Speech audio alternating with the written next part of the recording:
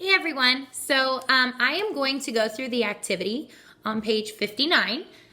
So in your orange books, page 59 has the tape it up activity, so I'm going to do that with you.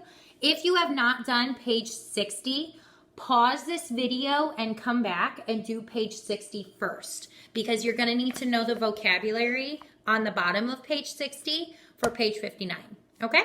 So I am going to do numbers 1 through 3 on page 59.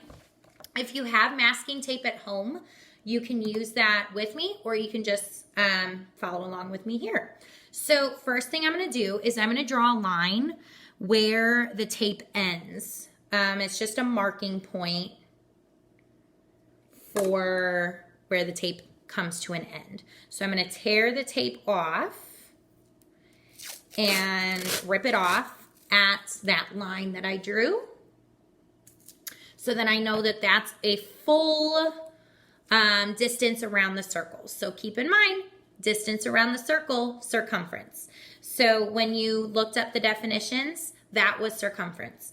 So I've had the question, why can't we call it perimeter of a circle? Because perimeter refers to the sum of all the sides. Well, a circle doesn't have sides. So when I say perimeter of like a trapezoid, that just means add up all 4 sides of a trapezoid. Well, a circle doesn't have sides, so that's why we need to call it something different. So we call the distance around the circle circumference. So what I'm going to do is tape from one end of my circle to the other end of my circle and pass through the center. So that is called the diameter. If you looked up definitions for page 60, that's diameter. When you hit one end of the circle to the other and pass through the center. If I drew a line from here to here, that wouldn't be diameter because it doesn't pass through the center. So that's something important you need to know about diameter. It has to pass through the center. So I'm going to count how many times the circumference, which was that long piece of tape, fits across my diameter. So far, 1 time. And that's going to be 2 times. And then 3 times, but I have a little bit more. Okay? So it fit 3 full times plus this little bit more. If you've ever heard of pi, that's where pi comes in. So if you've ever seen like that symbol, I draw it like that, but you've also probably seen it like that, something similar to that. That is called pi. We mentioned it at the beginning of the year when we were talking about rational and irrational numbers. Pi is an irrational number because it goes on and on forever with no pattern. So if just so you know, it's 3.14159.2. I think it's like 6.8 after that. I don't even remember. But it goes on and on forever, so with no pattern. So we can never use the exact number for pi, okay? So remember, we get the pi from doing how many times the circumference fits across the diameter. It's the ratio. It's the relationship. The ratio of the circumference to the diameter. So like I just said, we can't use exact pi because it's irrational. It goes on and on forever with no pattern. So oftentimes we'll estimate it. We'll use different numbers to estimate pi when we're working with it. The most common is 3.14. Okay? Another one that we use is 3. That's not going to be as good of a number to estimate because we're leaving off all the decimal. We're leaving off that little piece that was extra. Or another one is 22/7 because 22/7, if you divide it to change it to a decimal, you get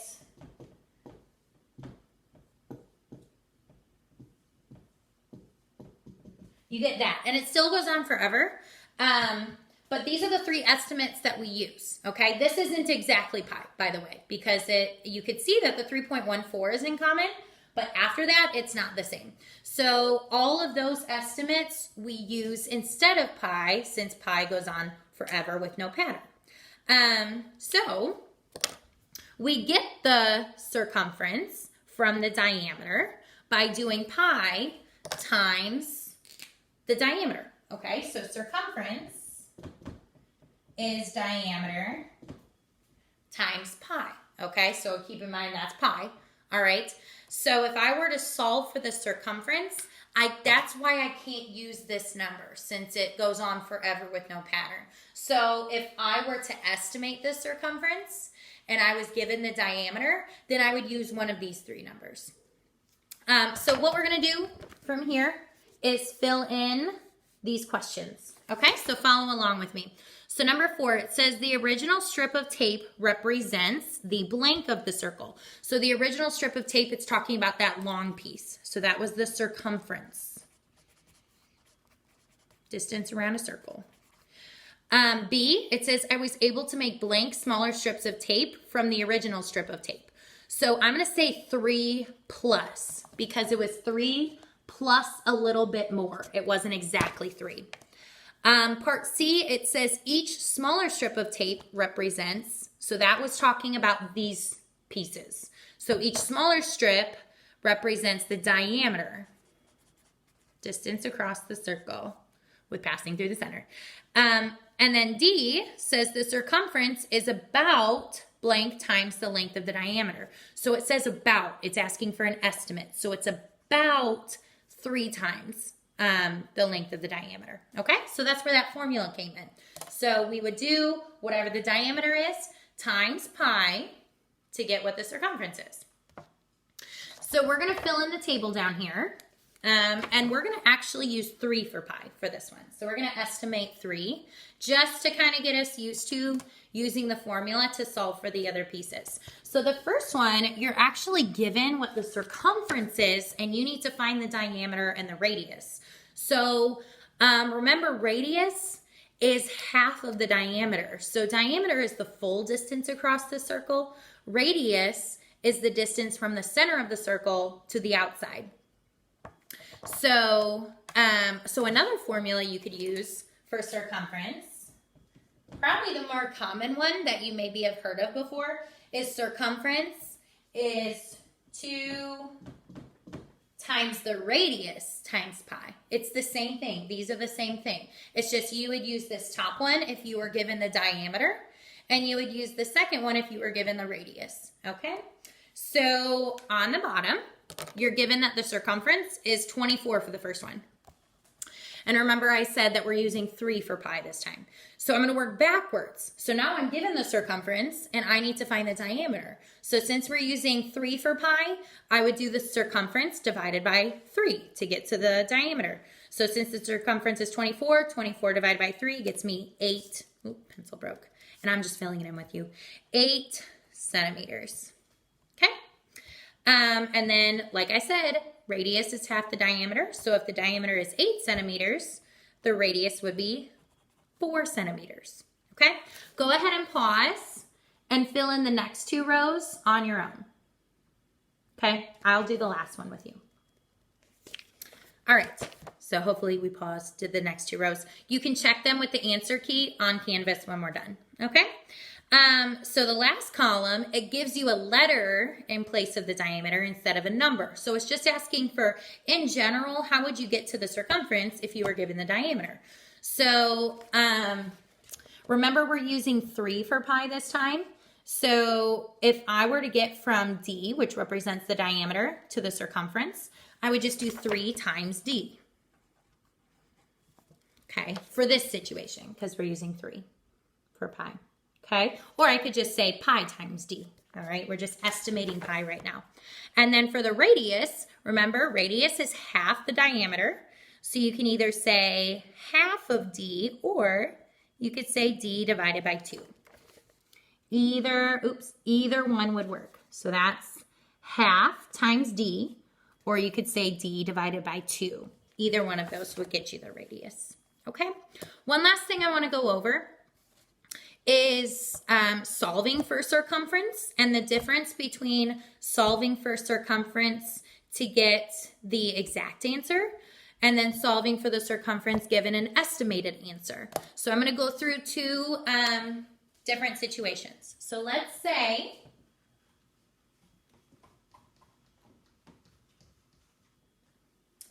I'm given that the diameter of a circle is 4. Okay, so diameter is 4 centimeters. Okay, so just like with area, just like with all of our geometry formulas, so far we've written the formula, substitution, then solved. So this time, the first one, I am going to estimate what the circumference is. So circumference, remember, is diameter times pi.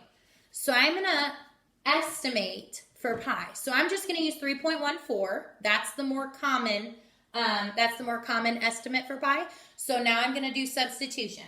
So circumference is 4 times 3.14.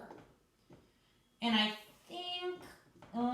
think it's 12.56, but I could be totally making that up. 3.14 times 4.